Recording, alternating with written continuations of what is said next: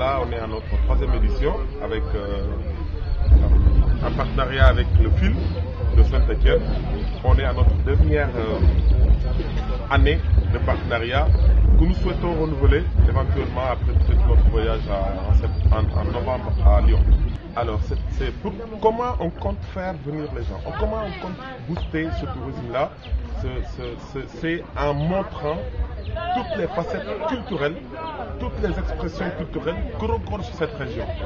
En faisant appel aux artistes, par exemple, de Bignona qui doivent venir se produire avec leur culture, qui sont les masques, en faisant appel à des groupes de Dakar qui vont venir aussi s'exprimer culturellement, en faisant appel à des groupes qui sont dans la localité, dans le Kassa, pour ressortir toute leur facette culturelle aussi.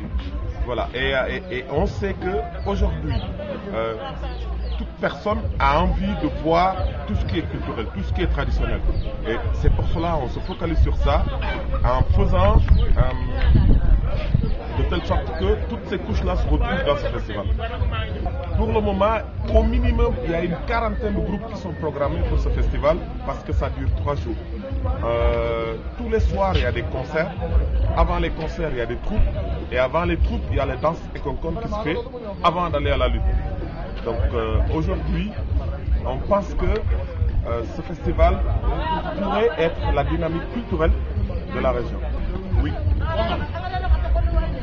Tout récemment, aujourd'hui, on vient de sortir du go, si je peux le dire ainsi, c'est-à-dire l'ouverture officielle.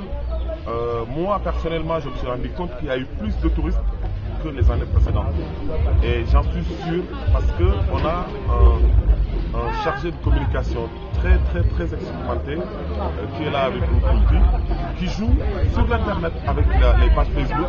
Aujourd'hui, on a une page qui se visite aux environs, plus ou moins 300 visites par jour. Juste pour voir les programmes, pour demander comment ça se passe.